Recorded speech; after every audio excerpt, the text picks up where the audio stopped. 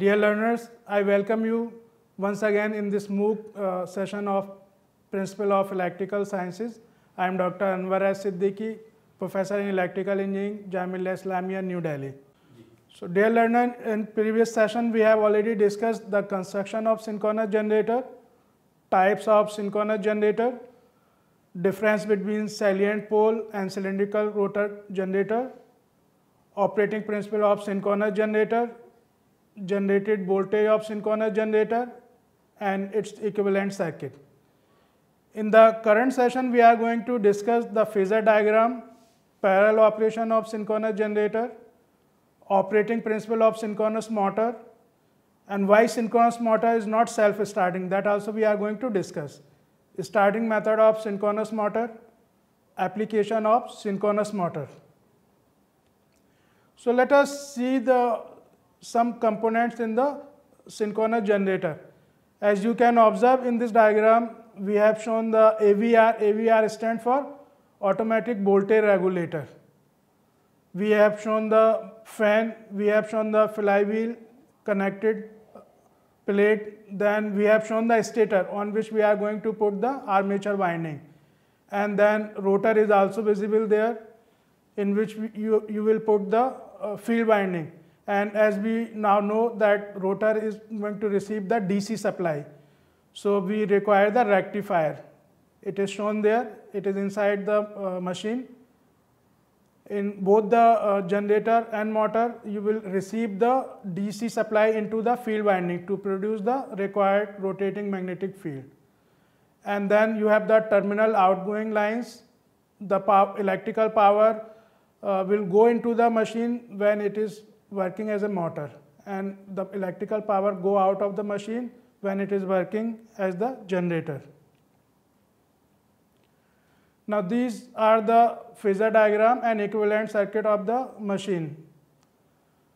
As you can see that the flow of current in the equivalent circuit is from the induced EMF from E1 to E2. Okay, so obviously we all know that the current flows from the leading side to the lagging side. So in this, E1 is leading the E2. Z is the series impedance and associated phasor angle is theta Z. R is the armature resistance, X is the armature reactance. E1 in this case, when the current is flowing from E1 towards the E2, we'll call E1 as the source and E2 is the load. Power is flowing from the source towards the load. Now, if you observe in this phasor diagram, we have taken E2 as the reference. Okay, receiving end voltage we have taken as the reference. And the current, the series current is lagging this voltage by some angle. You can observe there. So there will be some voltage drop in the resistance, and that voltage is in phase with the current. We have marked this as I into R. So from the tip of this phasor E2, you have IR.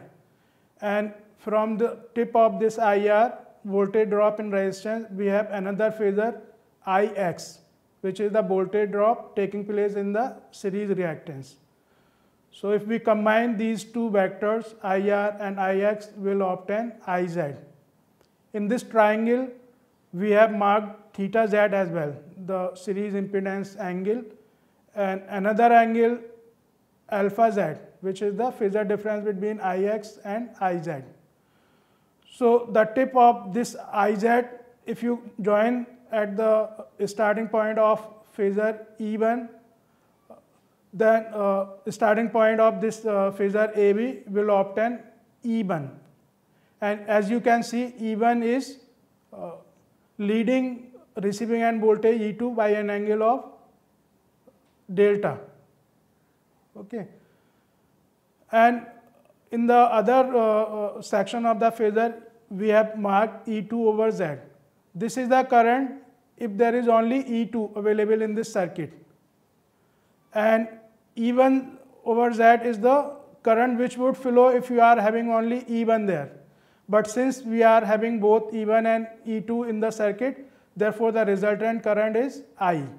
So series current, it will remain same in the circuit. This is the three-phase equivalent circuit. We have marked here all the three phases, phases A1, A2, A3, and if you have a balanced system, the phase difference between these three phasors will be 120 degree. So you have the synchronous reactance and armature resistance in each phase. In A1, we have the synchronous reactance, we have the armature resistance there, and we have marked the current as IA1. Terminal voltage is V1, V51. Okay. Similarly, in phase 2, you are having EA2, and we have shown the synchronous reactance, the armature resistance, current is marked as IA2, and you have the V52, the terminal voltage in phase 2. Then the similar equivalent circuit we have for phase 3 as well. EA3, you have the synchronous reactance, you have the armature resistance, the current is marked as IA3. So this is the stator side. You have the three phases there. Okay. Either you will supply the three-phase electricity when you are using the machine as a generator, or you will receive the three-phase supply when you are using the machine as a motor. But in both type of operation, there will be DC supply into the rotor, and you can see in the rotor circuit we have shown the VF. VF is the field voltage. It is DC, which is going into the field winding, which is put on the rotor. So you have the field resistance marked as RF, and you have the field inductance marked as L suffix F. IF is the field current, and by varying this field current through the resistance connected there, we can modify the excitation of the machine. If the current is increased, the excitation will increase, and if the current will decrease, the excitation will decrease. Conditions for putting the two generators in parallel. It is known as the parallel operation of synchronous generator. So we put the generators in parallel to take more load. If the load is going to be more than the rating of one generator, we are going to put another generator in parallel. But before putting the second generator in parallel to the first generator, there are certain conditions which you have to follow. And these are the listed conditions. The phase sequence of the incoming machine voltage and the bus bar voltage should be identical. So either you are connecting the machine in parallel to the bus bar. Bus bar may be a combination of many other generators which are already connected in parallel. Second condition is the RMS line voltage of the bus bar or already running machine and the incoming machine should be same. Okay, so incoming machine should have the this RMS line voltage same as the already running machine or the bus bar to which you are connecting it. The phase angle of the two systems should be equal. The frequency of the two terminal voltages, that is the incoming voltage and the bus bar, should be nearly same. Large power transient will occur when frequencies are not equal. So here in this diagram we have shown two generators which are connected in parallel and together they are supplying the load.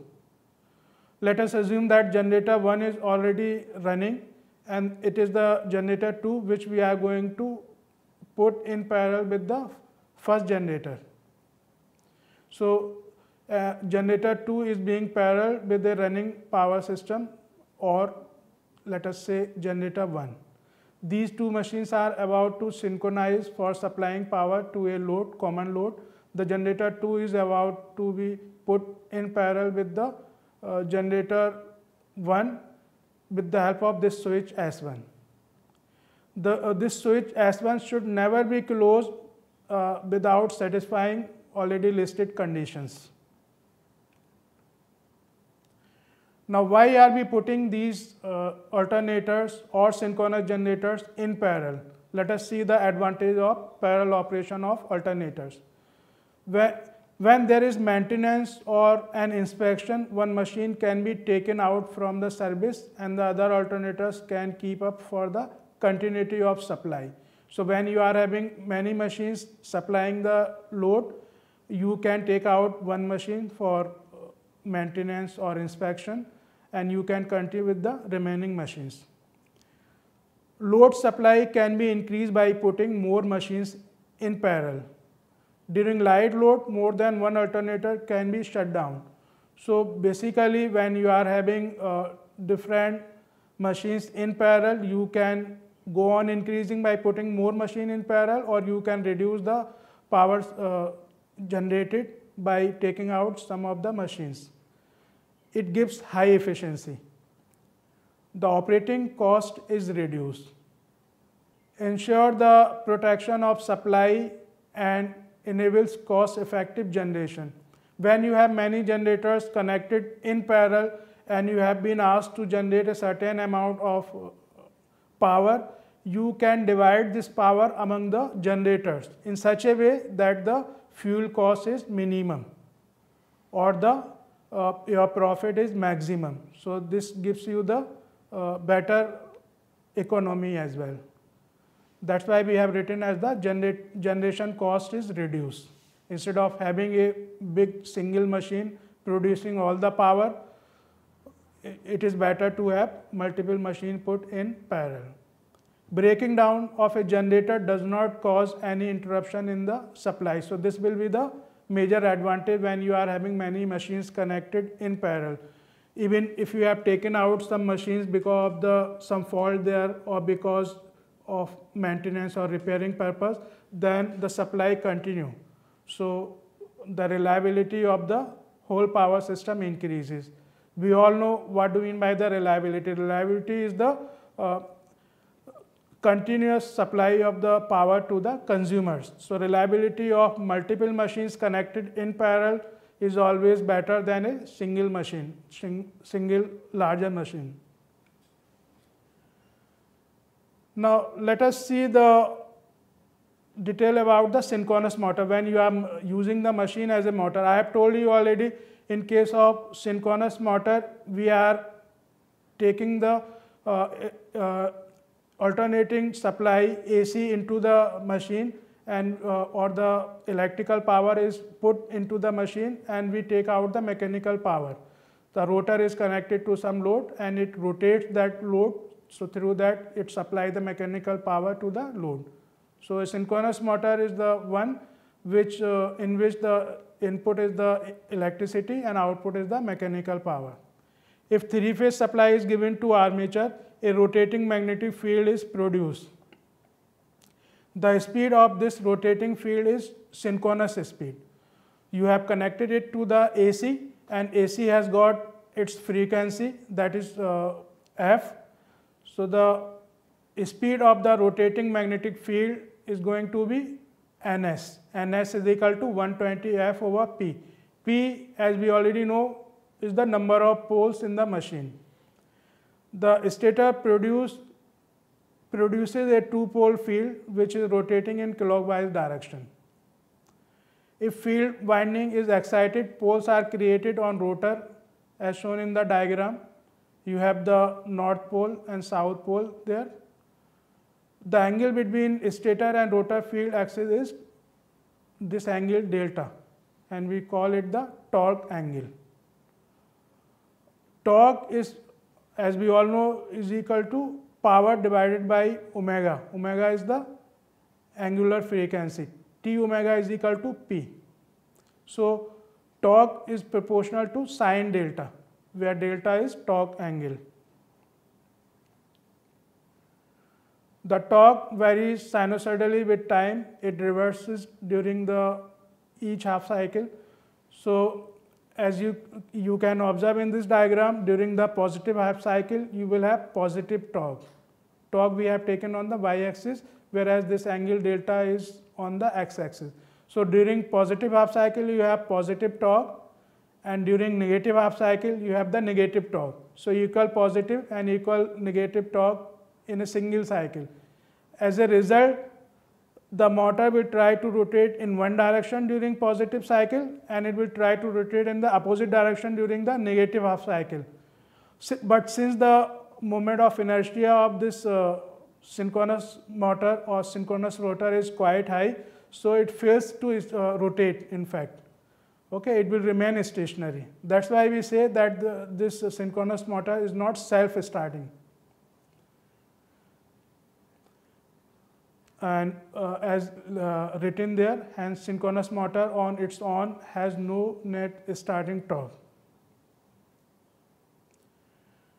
Why this synchronous motor is not self-starting? The south pole of stator attracts the north pole of rotor. Thereby it produces clockwise torque in half of the cycle. This rotor rotates anti-clockwise in one instant, and after 10 milliseconds, that is the duration for half a cycle, it rotates clockwise direction. Now due to inertia, the rotor does not rotate in one particular direction and remains standstill, and it fails to rotate. That's why we say that the net starting torque on rotor is 0. Hence the synchronous motor is not self-starting. We have to put some other means to start it. Operating principle. When a three-phase supply is given to the stator winding, a synchronously rotating magnetic field is produced. A three-phase supply given to a three-phase winding will produce a rotating magnetic field. Similarly, a two-phase supply given to a two-phase winding will also produce a rotating magnetic field. But a single-phase supply given to a single-phase winding will not give you a rotating magnetic field. Anyway, in our machine we are having three-phase winding and we are giving the three-phase supply, so we are going to get a rotating magnetic field. The speed of this rotation will be linked with the frequency of the supply. Okay, we already know Ns is equal to 120 F over P. P is the number of poles. Now rotates the rotor with same speed or nearly same speed as synchronous speed in the same direction with the help of some prime mover. Since the rotor by itself is not going to rotate, what we are going to do, we will put some means, and through which we in the starting time will rotate the rotor in the same direction as the direction of the rotating magnetic field with synchronous speed, or with the speed which is very close to synchronous speed. After this, there is a magnetic locking between the stator and rotor moves with the synchronous speed. So now even if you remove that machine, that prime mover, the rotor continue to rotate. So we need to start the rotor initially and then it will continue to rotate. Because the north pole of rotor locked with the south pole of stator, and hence rotor will now experience a net torque and it will continue to rotate in the same direction in which we have rotated it initially. So if you you cut off the prime mover, then this rotor will continue to rotate in the same direction as the synchronous speed, as the synchronous rotating magnetic field. So how this starting push is given to the rotor? There are many means through which we can do it. There are several alternatives to rotate the rotor at a speed almost equal to that of the synchronous speed, and these are some of the methods which we have listed here. First one is using pony motors. You have some auxiliary motors through which you will rotate the rotor initially. Or using damper winding. In that case, this machine will start as the induction machine. Okay. Or as a slip ring induction motor, using a small DC machine coupled to it. So this DC machine will act as a motor for rotating the rotor of the synchronous machine. Applications of synchronous motor. Synchronous motors are normally used for large size loads because in small sizes they are costlier as compared with induction machines. So if you compare the synchronous motor with induction motor, one major difference is that in case of synchronous motor, we are going to have constant speed. These machines will rotate either at synchronous speed or they will not rotate at all. So speed control is not possible in case of synchronous motors. They will have constant speed. These are constant speed machines. Whereas in case of induction machines or in case of DC machines, we can control the speed. The major advantage of using synchronous machine are as follows. The power factor of synchronous machine can be controlled very easily by controlling the field current. Now this is a major use of the synchronous motor. An overexcited synchronous motor acts as a capacitor, as a condenser. So we all know that the condenser or capacitor, they are the source of reactive power. So an overexcited synchronous motor supply the reactive power to the system. Whereas an underexcited synchronous motor acts as an inductor. It absorbs the reactive power. So by exchanging this reactive power with the system, you can control the power factor with the help of a synchronous motor. And this improvement in power factor is carried out by varying the excitation. Excitation variation I have already explained to you. When you vary the field current, through that we are changing the excitation of the machine. So if the induced EMF is more than the terminal voltage, you have the overexcitation. And if the induced EMF is less than the terminal voltage, you have the underexcitation. It has very high operating efficiency but constant speed, remember. For operating speed less than about 500 RPM, revolutions per minute, and for high power requirements above 600 kilowatt, synchronous motor is cheaper than induction motor. So for those applications, we can always look for the synchronous motor. In view of these advantages, synchronous motors are preferred for driving the loads requiring high power at low speed, such as reciprocating pumps and compressor, crushers, rolling mills, pulp grinders, etc. So with this, we finish off this second session of our synchronous machine. Thank you very much.